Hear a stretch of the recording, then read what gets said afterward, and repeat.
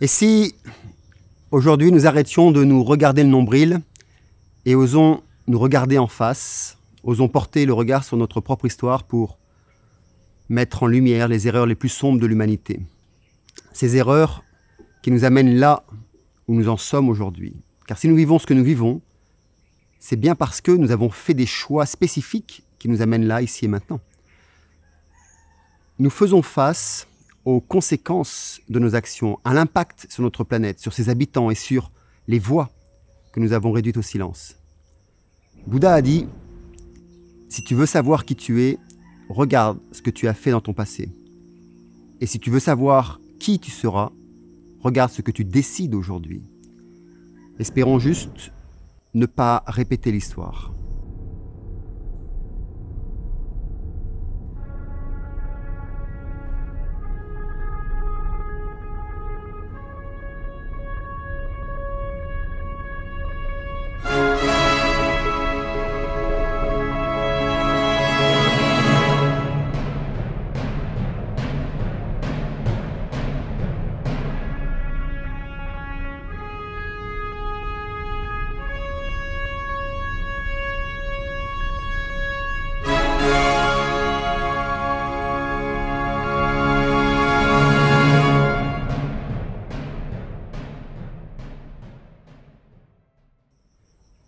Nous avons glorifié nos pas sur la Lune, foulé celui de Mars de nos machines. Mais avons-nous vu ce que nous foulons ici sur Terre ?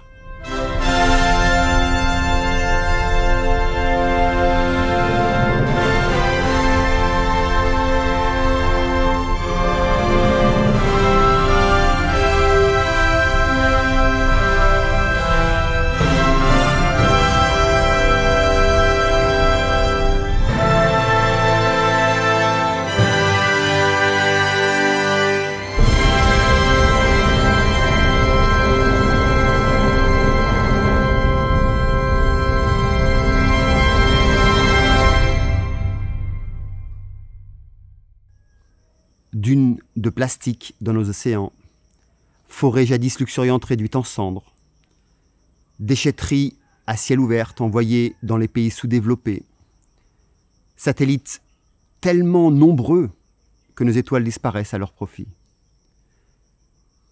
Notre soif de progrès a engendré un monde dans lequel la nature souffre en silence et où notre planète devient une poubelle et nous pataugeons dedans. Chaque avancée technologique semble avoir son revers, une trace indélébile sur le monde naturel. Quel héritage laissons-nous à la prochaine génération ?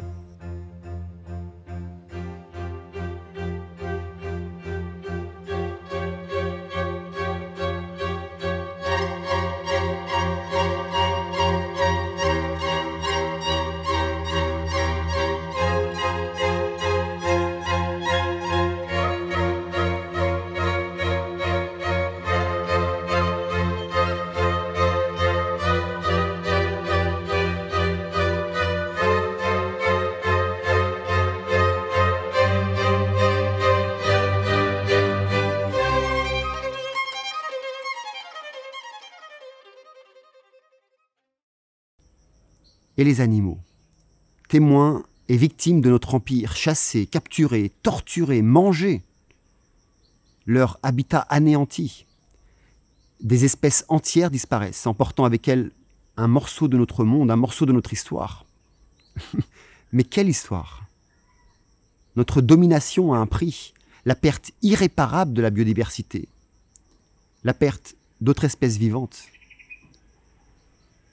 Nos frères et sœurs non humains payent le prix ultime de notre négligence, de notre désinvolture, de notre dégoût de la vie, en tout cas celle des autres. Comment pouvons-nous rétablir l'équilibre ? Est-il déjà trop tard ?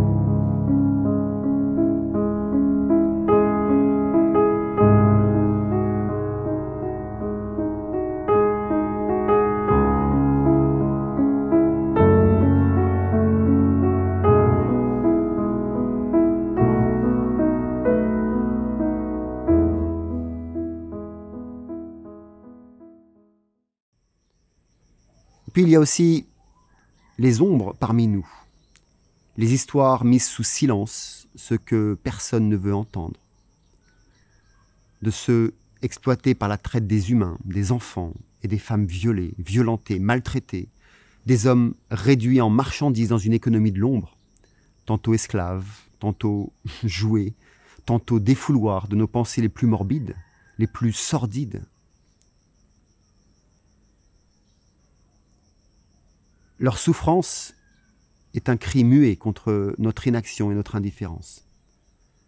Cette tragédie humaine, souvent invisible, exige que chacun d'entre nous en prenne conscience à un point tel qu'elle nous torture de l'intérieur.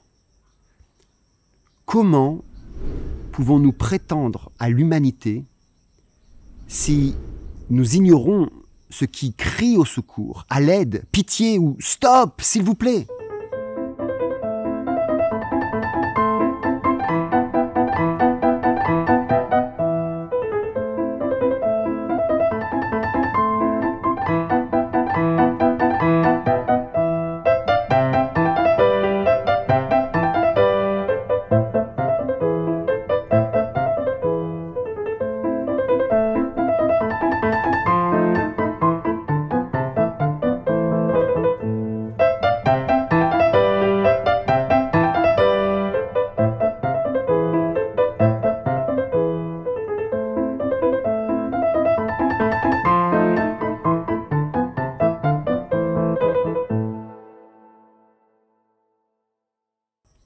Et puis, il y a aussi nos innovations qui portent l'empreinte de notre génie, mais aussi de notre folie.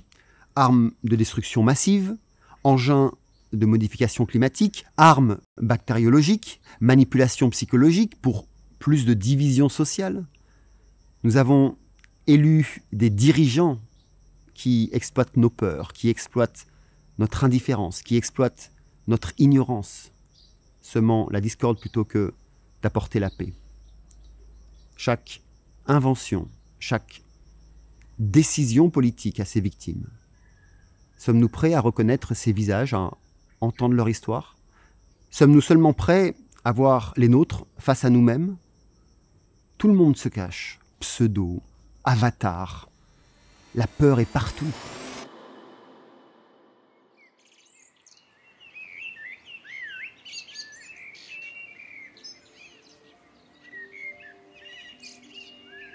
Et pourtant, au milieu des ombres, la lumière de l'humanité brille quelque part, témoignant de notre capacité à créer, à aimer et à transcender nos limites.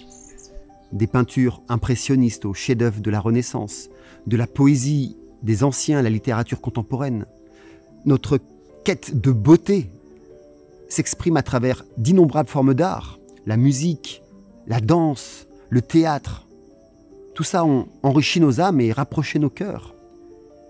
Et si nous regardons à partir de la révolution copernicienne à la théorie de la relativité, de la découverte de l'ADN à la conquête de l'espace, notre soif de connaissance a repoussé les frontières de l'entendement et ouvert des horizons infinis à l'exploration. Regardons aussi les avancées dans le traitement des maladies chroniques, des médecines naturelles qui ont considérablement amélioré notre qualité de vie et allongé notre espérance de vie. Il y a aussi tous ces actes de courage et de compassion envers les plus démunis que nous savons donner, ces actes de bravoure en temps de crise, au mouvement pour les droits civiques, l'égalité des sexes. Nous avons montré une capacité remarquable à nous unir pour le bien commun. Pour contrer notre folie, nous ne pouvons pas ignorer toutes les initiatives de reforestation, la conservation des espèces menacées et les efforts pour combattre l'arrêt de la violence animale et humaine témoignent aussi de notre engagement croissant vers la préservation de notre planète et de ses habitants pour les générations futures. Notre monde, aujourd'hui, est plus connecté que jamais, célébrant une richesse des cultures, de langues et de traditions. Et ces mélanges ont enrichi notre compréhension mutuelle et favorisé un esprit de tolérance et d'unicité. Et malgré les conflits, l'histoire est quand même jalonnée d'accords de paix qui ont mis fin à des années de lutte, prouvant notre capacité à surmonter la division, à aspirer à un monde plus harmonieux.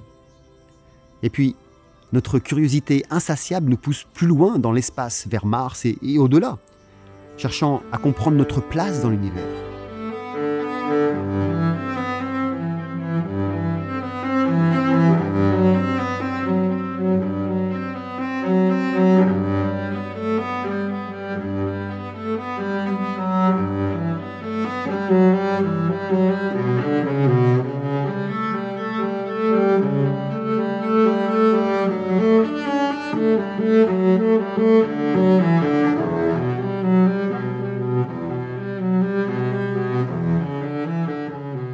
Alors, pourquoi ce monde est-il encore si violent?